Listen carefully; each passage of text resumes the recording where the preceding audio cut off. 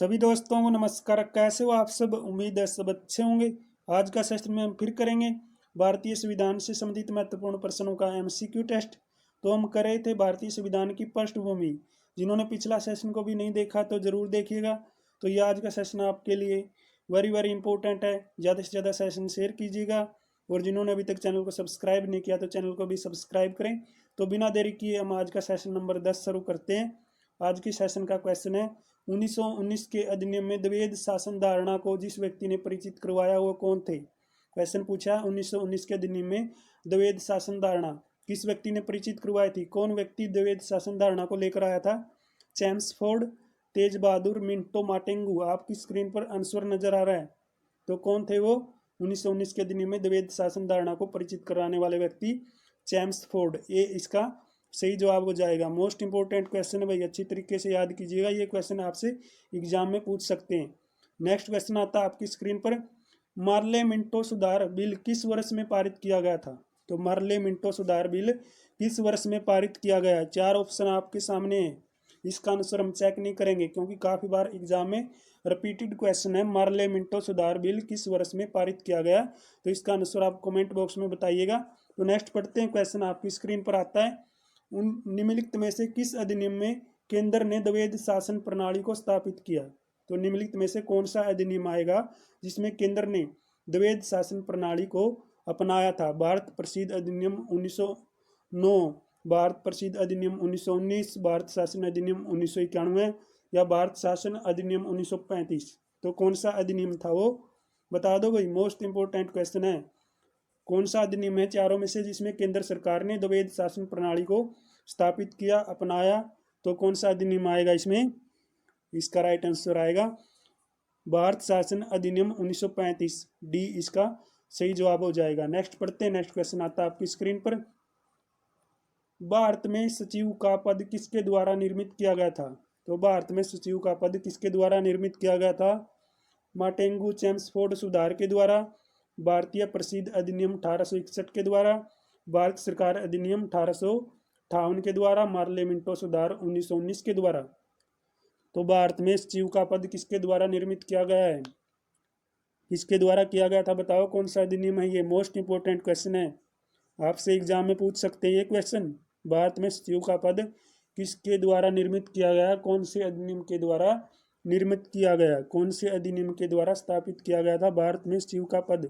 सचिव का पद कौन से अधिनियम के द्वारा बना है? तो इसका राइट आंसर आएगा भारत सरकार अधिनियम 1858 के द्वारा। मोस्ट इंपोर्टेंट क्वेश्चन है। सी इसका सही जवाब हो जाएगा। नेक्स्ट पढ़ते हैं। नेक्स्ट क्वेश्चन आता है आपकी स्क्रीन पर। मार्टेगू चैम्सफोर्ड सुधार में प्रावधानों का सार था। तो कौन सा सार था मार्टेगू चैम्सफोर्ड सुधार में?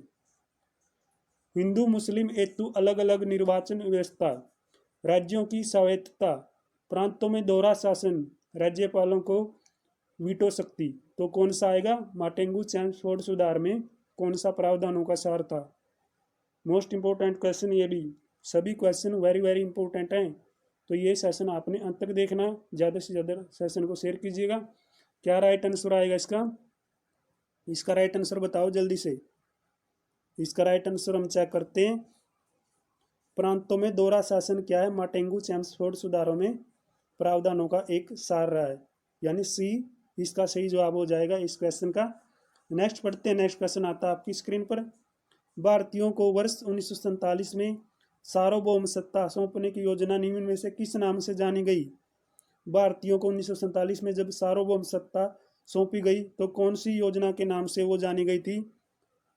डुरंड योजना, मार्टेगू योजना, मिंटो मार्ले योजना या वेबल योजना। तो कौन सी योजना है? मोस्ट इंपोर्टेंट क्वेश्चन है ये भी। भारतीयों को वर्ष 1947 में जब सार्वभौम सत्ता सौंपी गई तो कौन सी योजना के अंतर्गत सौंपी गई थी वो?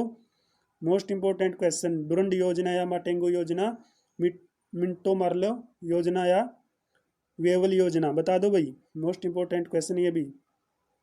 तो इसका राइट आंसर आएगा माउंटबेटन योजना के तहत भारतीयों को वर्ष 1947 में सार्वभौम सत्ता को सौंपा गया है। बी इसका सही जवाब हो जाएगा। नेक्स्ट पढ़ते हैं। नेक्स्ट क्वेश्चन आता है।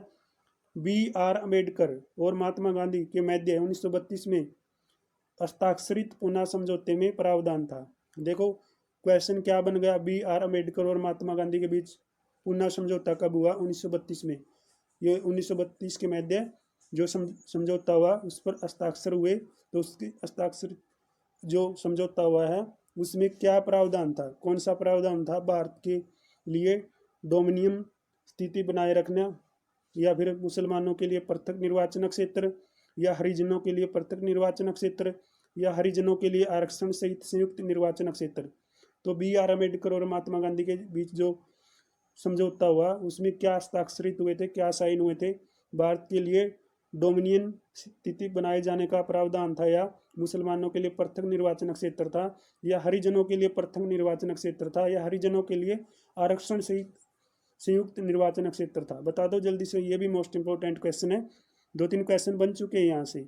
बी आर अम्बेडकर और महात्मा गांधी के बीच पुनः समझौता कब हुआ, 1932 में।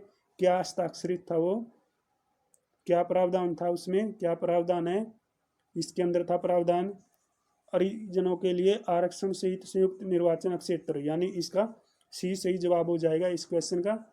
नेक्स्ट पढ़ते हैं, किस अधिनियम की प्रमुख विशेषता प्रांतीय स्वायत्तता थी। तो किस अधिनियम की प्रमुख विशेषता प्रांतीय स्वायत्तता थी, 1935, 1858, 1904, 1919। तो ये भी बिल्कुल बेसिक क्वेश्चन है, काफ़ी बार आपसे एग्जाम में पूछा गया है। इसका आंसर भी आपने कमेंट बॉक्स में बताना है, किस अधिनियम की प्रमुख विशेषता प्रांतीय स्वायत्तता रही है। तो नेक्स्ट पढ़ते हैं, नेक्स्ट क्वेश्चन आता है आपकी स्क्रीन पर।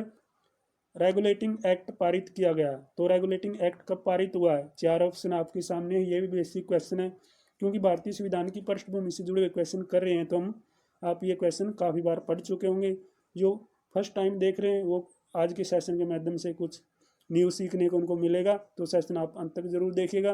रेगुलेटिंग एक्ट पारित कब किया गया था, 1771 ईस्वी में, 1785 ईस्वी में, 1773 ईस्वी में, या 1793 ईस्वी में। इसका भी आंसर आपको कमेंट बॉक्स में बता दीजिएगा। और आज का हमारा ये अंतिम क्वेश्चन है, जो महारानी विक्टोरिया थी 1858 की घोषणा में भारतीयों को बहुत सी चीज़ें दिए जाने के आश्वासन दिए थे, उन्होंने बहुत सी चीज़ें दे रही थी वो, लेकिन निम्न आश्वासनों में से कौन सा ब्रिटिश शासन ने पूरा किया था।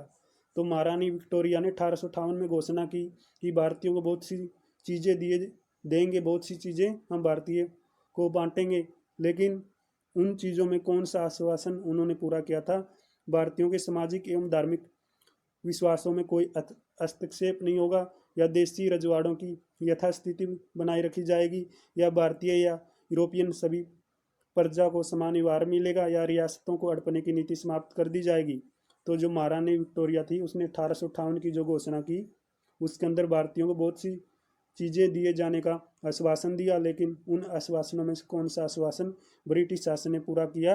तो महारानी ने कौन सा शासन को, यानी कौन सा आश्वासन पूरा किया था उसके शासन में, तो बताओ जल्दी से। मोस्ट इंपोर्टेंट क्वेश्चन है, ये भी बेसिक क्वेश्चन है, लेकिन काफ़ी बार आपसे एग्जाम होंगे जो आगे उनमें पूछा लेंगे, तो आपने इसका राइट आंसर आपको पता भी होना चाहिए। तो इसका राइट आंसर क्या आएगा, इसका राइट आंसर आता है देशी रजवाड़ों की यथास्थिति बनाई रखी जाएगी। ये आश्वासन दिया था जो महारानी विक्टोरिया थी 1858 की गई घोषणाओं में। तो इसका बी सही जवाब हो जाएगा। तो आज का सेशन में भी हमने भारतीय संविधान की पृष्ठभूमि से संबंधित क्वेश्चन किए, तो कमेंट बॉक्स में बताइएगा आज का सेशन आपको कैसा लगा। तो दोस्तों हम ऐसे ही सेशन आपके लिए लेके आते रहेंगे पॉलिटी एंड हरियाणा जीके के एमसीक्यू टेस्ट के। तो जिन्होंने अभी तक चैनल को सब्सक्राइब नहीं किया तो चैनल को जरूर सब्सक्राइब करें, ज़्यादा से ज़्यादा सेशन शेयर कीजिएगा। तब तक दोस्तों थैंक्स फॉर वॉचिंग। जय हिंद, जय भारत। अगले सेशन में जल्दी मिलते हैं।